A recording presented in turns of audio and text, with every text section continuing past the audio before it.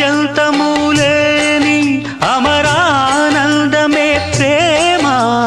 ఏ బంధము లేని తొలి సంబంధమే ప్రేమ.